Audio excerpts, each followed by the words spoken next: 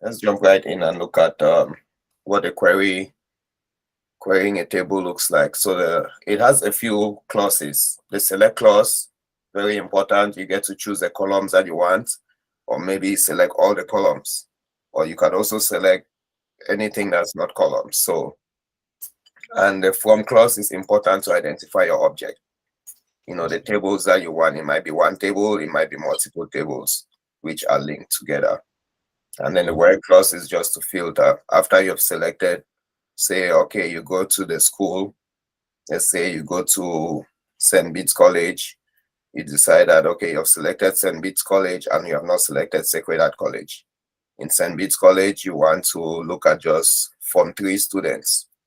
The Form 3 students, now you get to filter and say, okay, I want to see just the boys. And then we're not going to talk about group by or the having clause. We'll talk about that next week, because that's usually when you're wanting to group data or group rows that are of the same type. And then the having clause is more or less like the where clause to filter those groups. But we'll talk about order by, because you want to be able to have some kind of display your records either in ascending or descending order. So even though we write it this way, you know, just like in English language, you have to say, I am going to school, you are going to the market.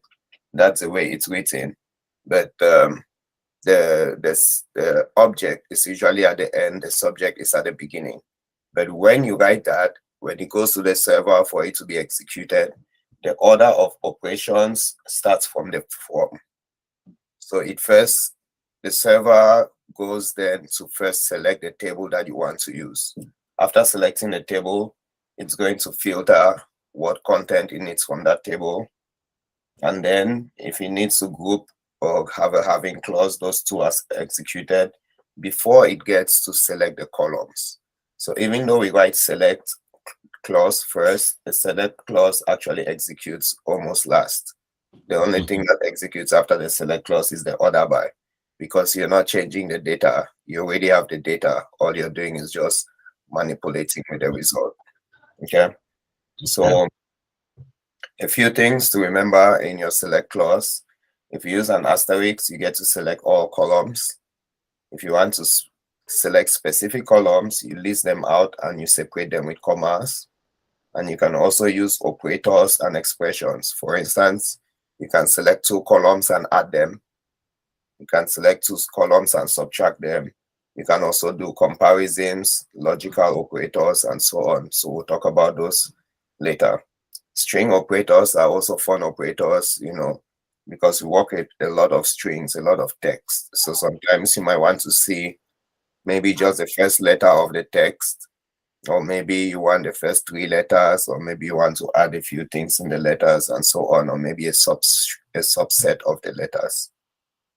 So that said, also it's a good thing to always format your queries. I know we talked about it a little bit on the first day, but your column names, you can either write the short form of the name. If you know that the column is not a popular column, you're not going to see a column in many tables. If your column name is, let's say, name, it might be a good idea to write the name of the column, the name of the table, the name of the schema. So it will be schema.table.column. That way you don't get confused. You don't want to pull the name from another table instead of the one you're working with. And you can also use aliases. Aliases are easy to remember. They're more neat to put on a report, for instance. So if you have first name, which is camel case, you might want to add an alias where there's a space in between so that it looks presentable in your report. So a few conventions like we talked about, those keywords, we want them to be capitalized, like the select keyword, the from keyword, so that it stands out. And you can always use new lines and indentations to make your code look neat and easy to read. Finally, I always make a mistake of using double quotes because of other programming languages, but when you're writing a string in or a text in SQL, it has to use single quotes. With that, the next thing was, you know, we talked about data types. So final small reminder, all data types usually have a null value. The null is an absence of a number. So we definitely need to talk about that. But in some cases, you might need to convert the number. You might need to convert a number to a letter or text, or convert a text to a number. In that case, you use these conversion functions. The cast is used to convert, any value to a specific data type, but the cast is only used in ANSI. Well, it was a standard in ANSI SQL. So Microsoft T-SQL, they added more functionality by using the convert. So convert and cast do the same thing. If you use that to look at a column, if the column cannot be converted, the value cannot be converted, it gives you an error. That's why there's another option, which is try cast or try convert, which actually gives you a null value. So you can use that to set up your data. Parse is another one. Parse does very strictly formatting strings that need to be represented as numbers. So it's going to convert a string to a number. So think about the way that dates are entered. Dates are usually entered as string. So you can use a parse to change the date from a string to a particular date format. You might decide you want a short date format, a long date format, and so on. You might also convert a string. Say someone entered their salary as a string. You might decide to convert it to a number or to money.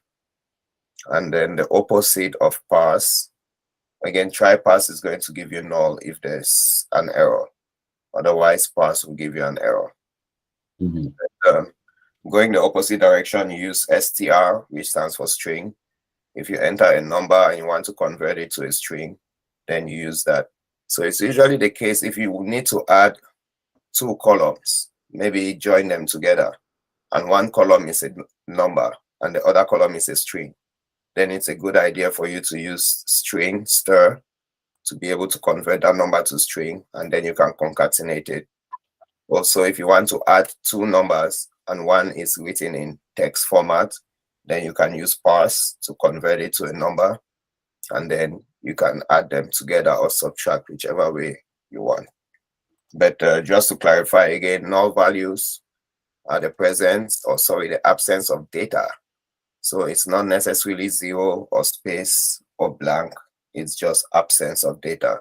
And you have that in all data types. So once you create a particular variable or a particular space in memory to hold your data, at that point in time, it is null. Until you assign a value to it, then it's going to hold that value that's been assigned. Okay. So again, handling null values. In some cases, you might want to check if the value is null or not. So you use this is null function.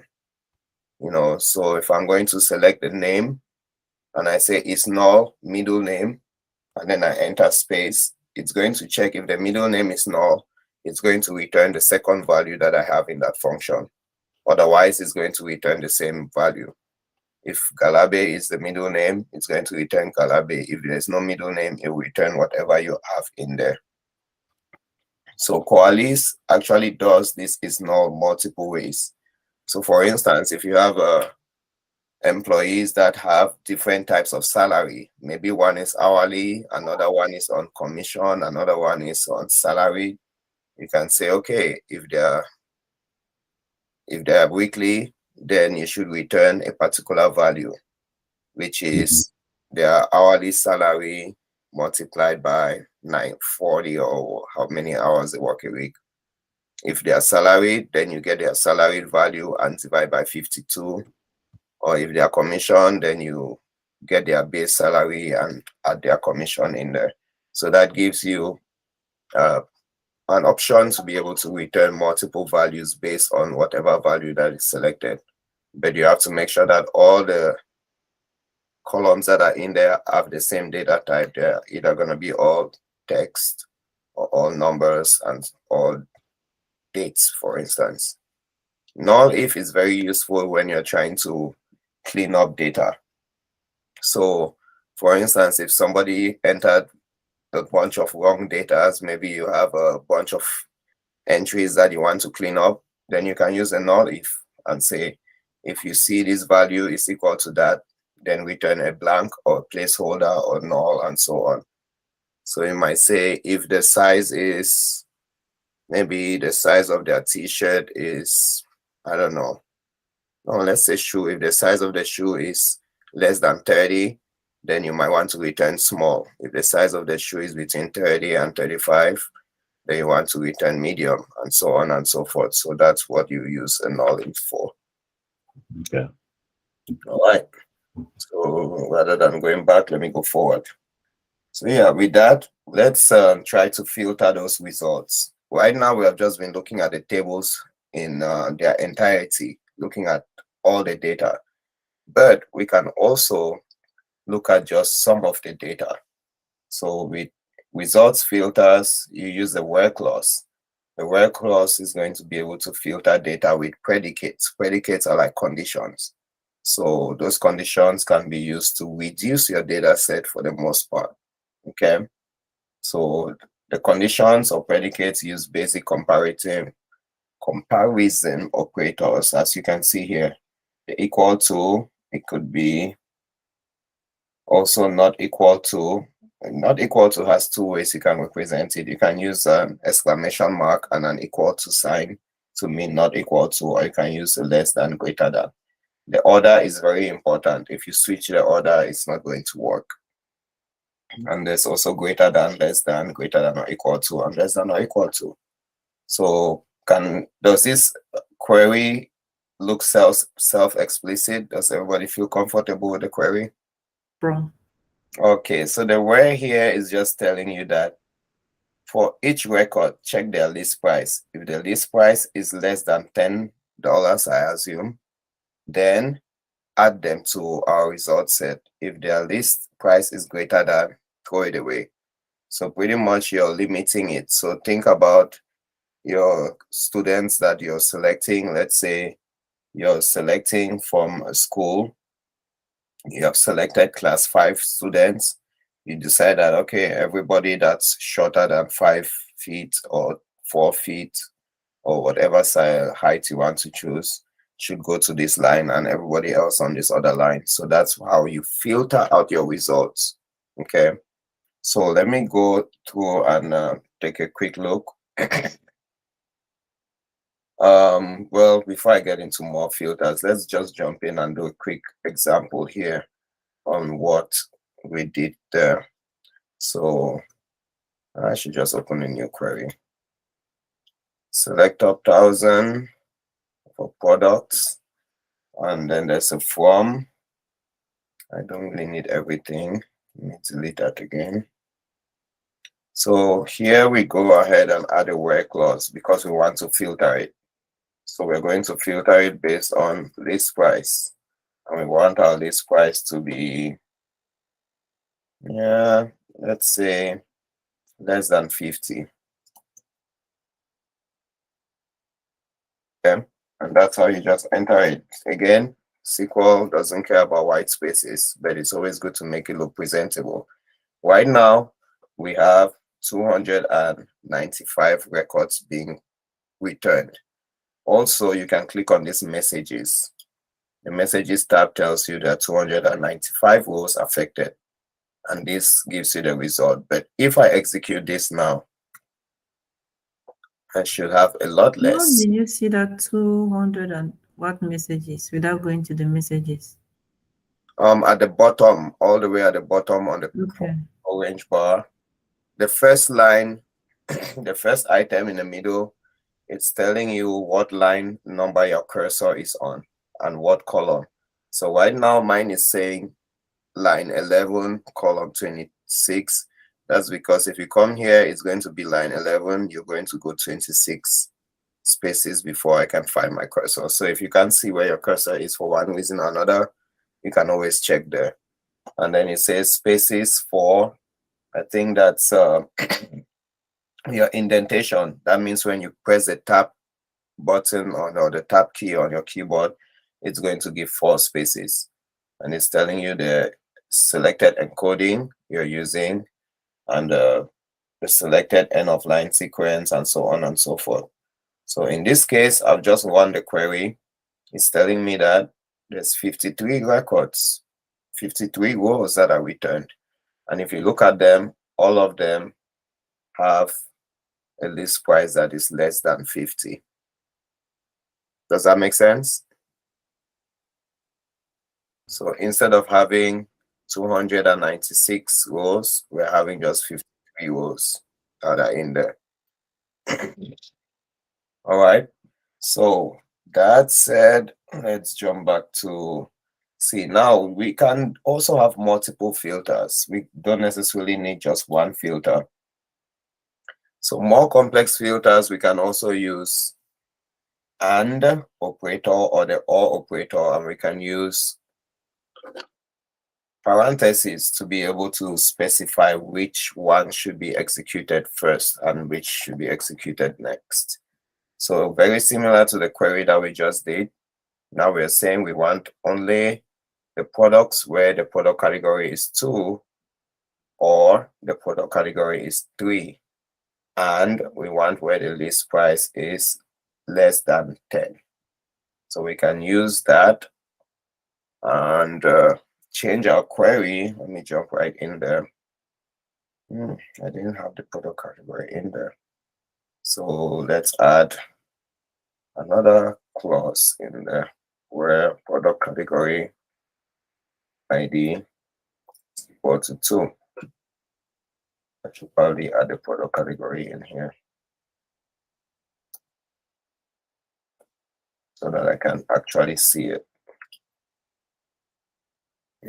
This price. That's why. So I have a where clause having this column and that column, but I don't have my logical operator, which is AND. So I have to add AND. And now let me drag this down so that I can see everything. There you go. So I want where the product category ID is 2 and the list price is 50, less than 50. If you execute that, oh, looks like I don't have any records. Let's try 3. And there's still nothing. So nothing in there. Maybe we should try OR. That should definitely give us error, some values. The category should be 8. I don't have 2 or 3. I think 19 is also popular. So let me go back and do and then use product category of 19. Now we have some records. Okay, and it's telling me there are 6 rows or 6 records that are returned because I'm looking at where the product category is 19 and the list price is less than 50. If we wanted to be able to get a combination of both, then we can use an OR. So always remember the difference between AND and OR. The AND operator, both expressions have to be true, but for the OR operator, just one of the 2 operators have to be true. AND and OR always compare 2 things at a time. If you need to compare more than 2, like in this example, then you will need to use parentheses so that it first of all checks where the product ID is 2 or the product category, is 3, and then the list price is less than 10. So that is just for multiple conditions. Also, if we don't know the value, since we've been using equal to and not equal to, if you are trying to capture the null values, you want to be able to use the is null or is not null operator. That's separate. Because if, for instance, we know the color is null here, we can say, let me comment this out actually. We can say where the color is equal to null. This is going to give us an error because you cannot set anything to be equal to null. Rather, you have to say is null. null, then it's going to give you values. So it's showing you all the colors that is null. If I want to see the ones that are not null, then you want to say is not null. In that case, it's going to give you everything that has a valid color. So it tells you there's 245, which means there's about 50 products out there that don't have a color. All right. So if we know that the color is not there, maybe we want to set the color to be multicolor. Then you want to use the if null function, which we just talked about, but we didn't show an example. So let me go ahead and demonstrate that. You would say if null, enter color. If the color is null, we should output multicolor.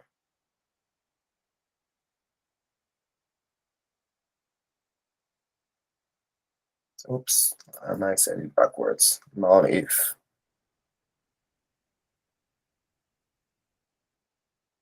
So null if, again, we talked about it, but we didn't demonstrate it. Let me show you again.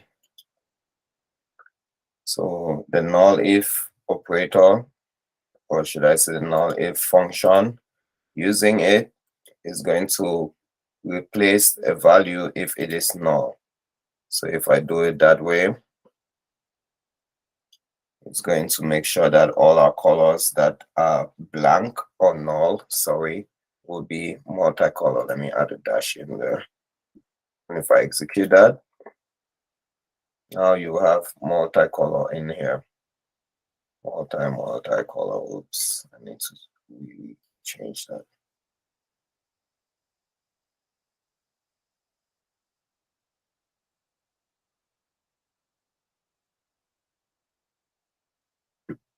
So yeah, now we don't have any more blank values. Olive color, multicolor, as updated color.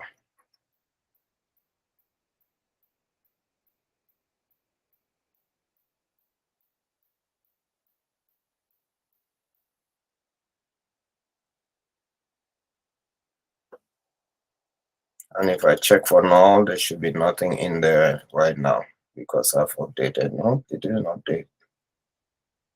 What did I miss?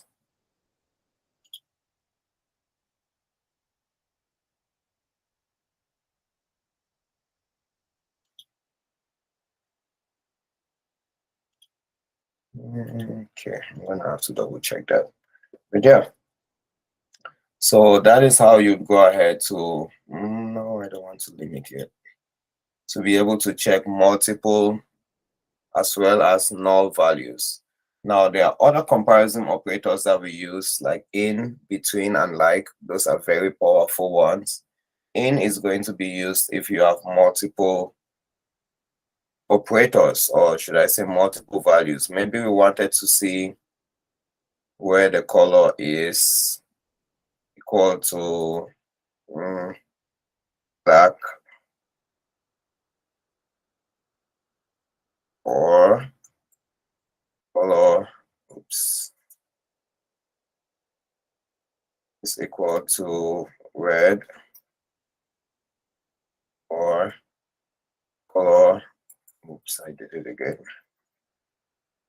is equal to, I don't know, blue.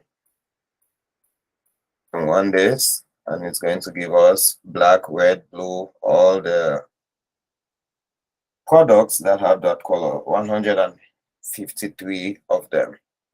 This looks like it's too much to type, but the shortest way to do this, let me comment this out, to say where color in, and then you go ahead and list out all those values in there: black,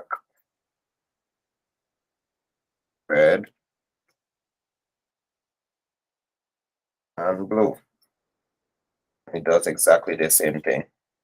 And in this case, it's easier for you to read it rather than this other way. And you know, there are three options. Tomorrow, if you have another request that says, oh, I also like to see green, You don't have to type a whole sentence again. You just go ahead and add green in your parentheses. So let's run this, and it gives us the same thing. And then let's go ahead and add green. And that easily, we should be able to see green in there if there's any. Oh, there's no green. Let's try brown. There's no brown either. Yellow. Yes, there's some yellow. Yep, and there are the yellow products. Okay, so that's how you use in. Another one you'd probably use is between. Between is usually useful when you're looking at dates. So between a certain date, always remember though that when you use between, you have to be including your limits. Okay, so for instance, it's not only for dates, it's also for numbers per se. But in here, I've deleted the stuff that we had dates for. So let me go ahead and just select everything. From selecting everything, I should be able to see some of those dates. So let's go to the right. As a cell start dates 2005. Okay. Cell end date 2007. So we can go ahead and use those dates as examples. So let's say where the cell end date is greater than, for the date, we have to make sure we write it as text. So 2007 dash, let's use today, 12/02/2006. If you want this, there's just 69 records that were sold after that date, or 69 products, as you can see on here. These are the dates that are showing up. But if you want a date range, you can say greater than that, and sell date less than, let me just go ahead and use same one, 2007.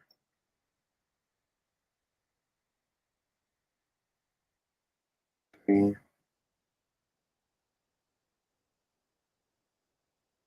It's 31. It should be 28. That's the one. So the month of February and the month of March. So if I want that,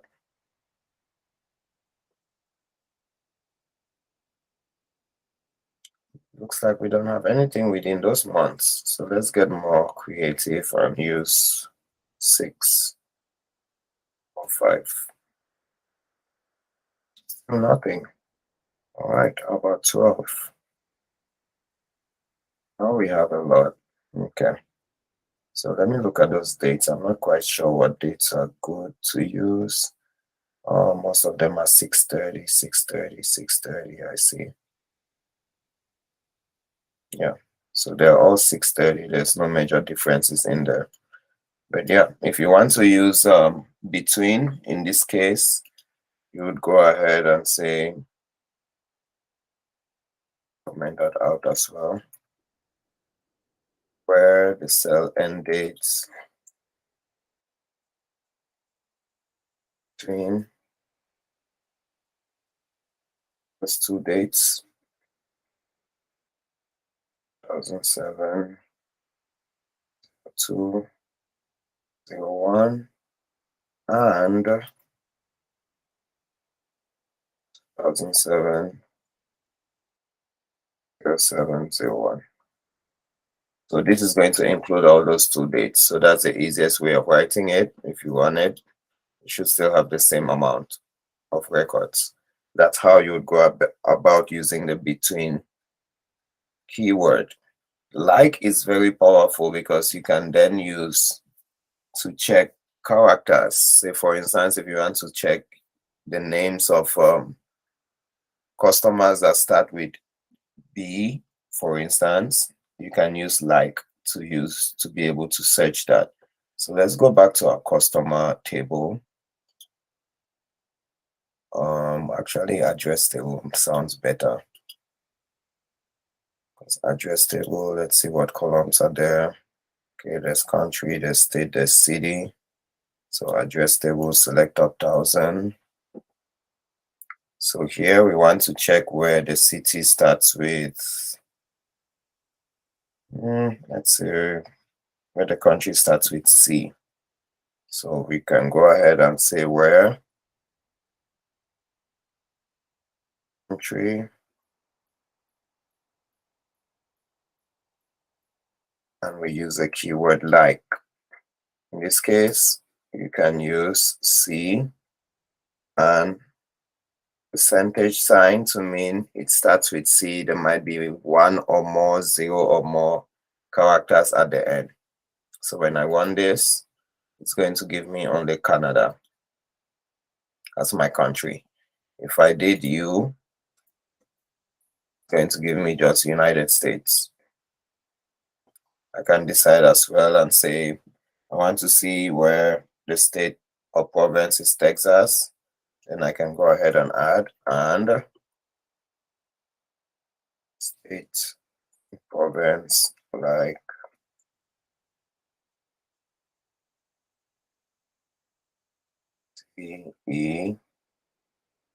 TEX percentage. That's going to make sure it's just Texas. But if I remove X and put CE, I might also have Tennessee in there. Let's double check. Is there any? No, there's no Tennessee. But if I do just T, still just Texas. So that's how you go about making those types of examples. You can do it with all kinds of strings, text, or characters, and you should be just fine. So again, that's it for more filters. We are at the top of the hour.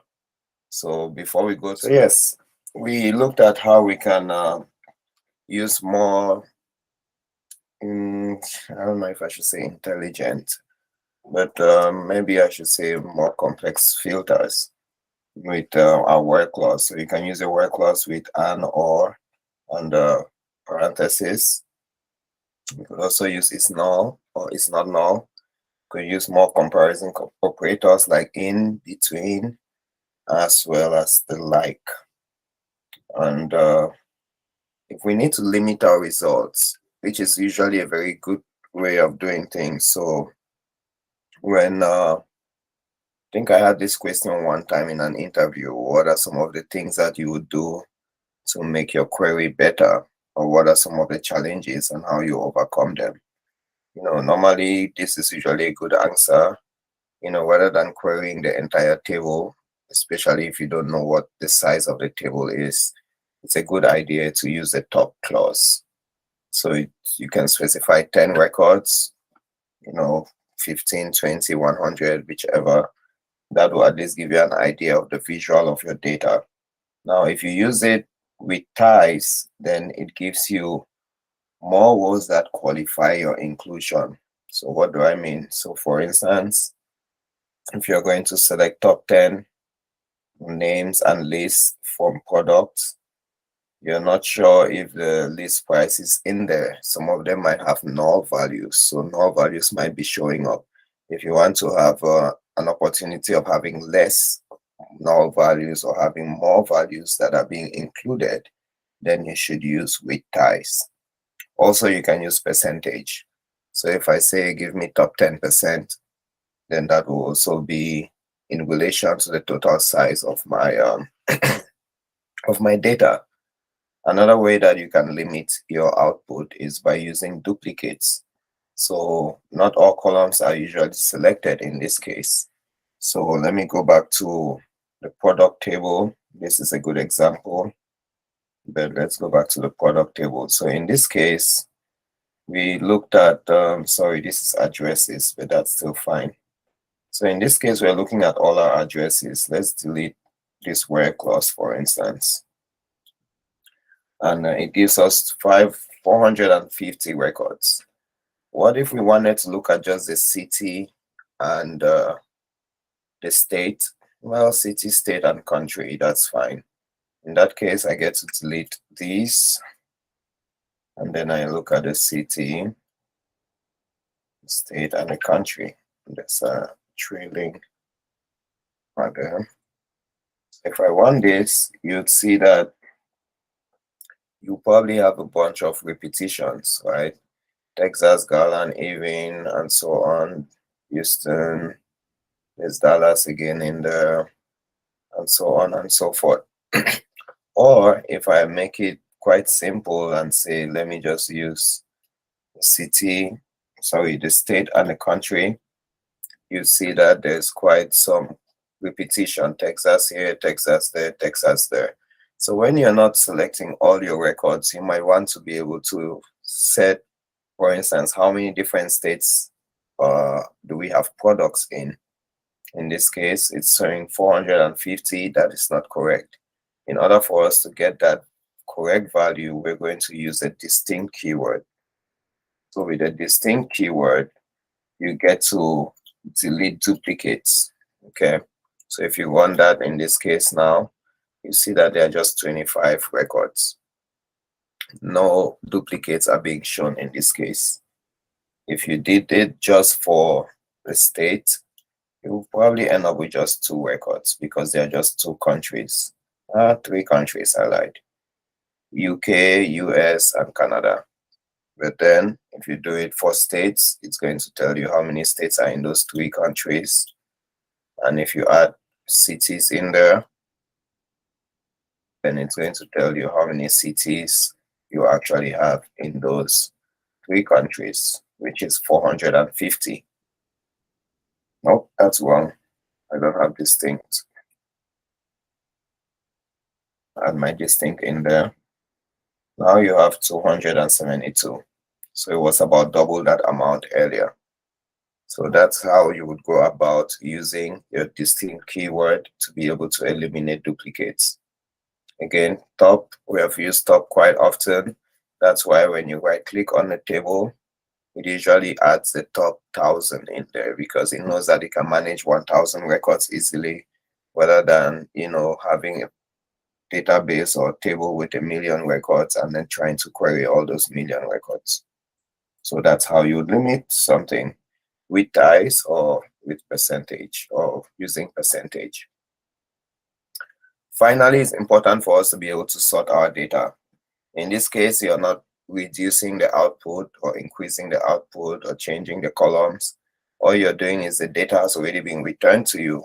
Now you just want it to look presentable. Maybe you want it to be in alphabetical order. Maybe you want it to be from small to large or large to small and so on.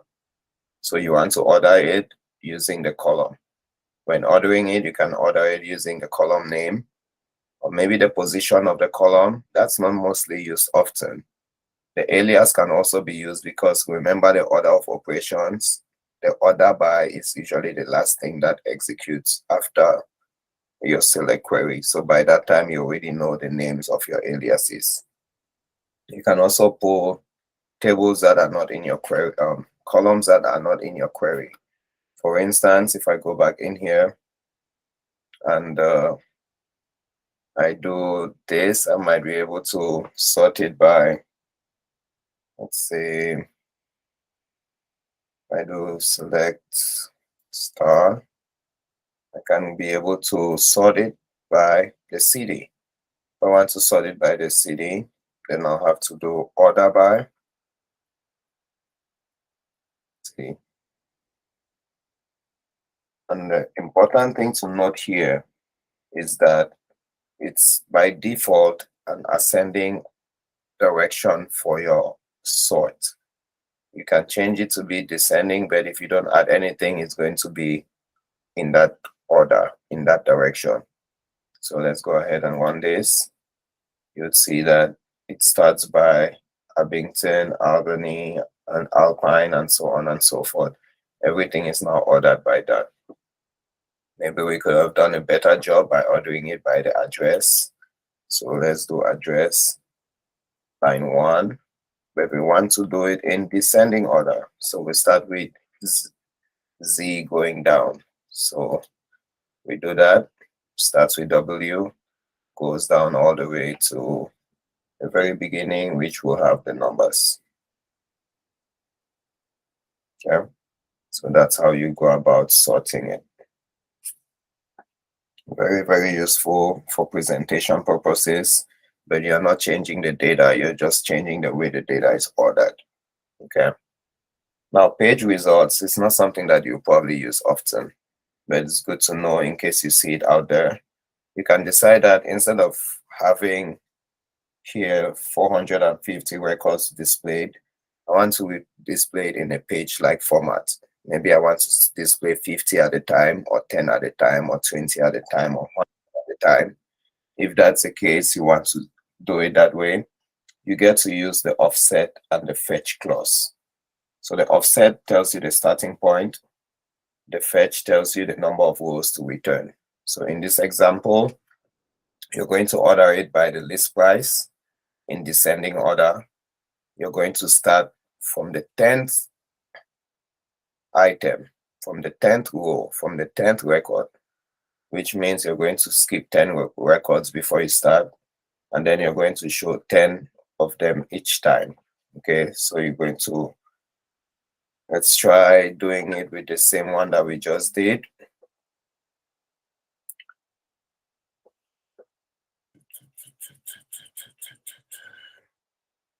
So the same one that we just did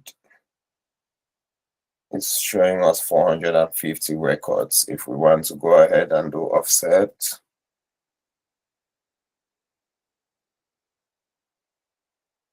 then rows,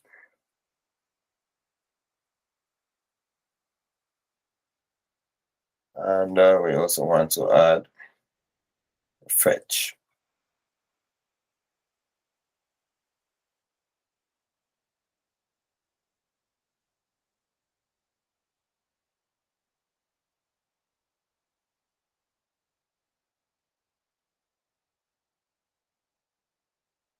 So if we want this, incorrect syntax for offset.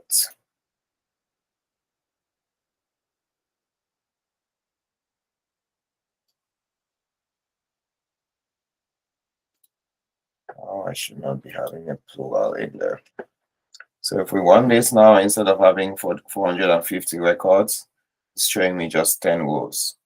And then if I run it again, it's going to show me the next 10 rows. And if I run it again, it shows me the next 10 rows, and so on and so forth. Okay. So it's not something that's very used often per se. But if you decide you want to start from 50 and then display 50, you can also do that. And you should be getting the same kind of results. So not very useful for us, but it's good to know in case you want to output your results in a text or in a report format, in a page-like format. All right. That said, a few more things for us to check. Maybe I'll give you guys some time now to play around. Try to retrieve a list of CDs. Try to retrieve the heaviest products because we have weight of products. Try to also retrieve the product details for the product model 1. So let me give you some time, maybe 10 minutes to try to play with this. Let me know if you have any questions and then we'll jump in. So a few other things to do: retrieve orders by shipping status, filter products by color and size, filter by product number, and so on and so forth. So I'll give you a few minutes to work on this, and then I'll show you. I'll also give you some challenges that you can do throughout the week. Question? So how do you do ascending order? Very good question. So right now, let me get rid of the offset and fetch. If we want to order it by, let me get another one. Instead of the address, let's look at products. For instance, products top 1,000. Uh-oh. Did you kick me out?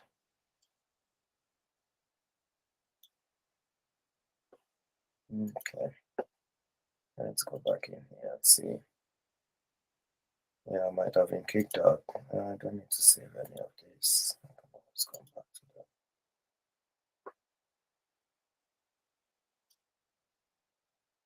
Query.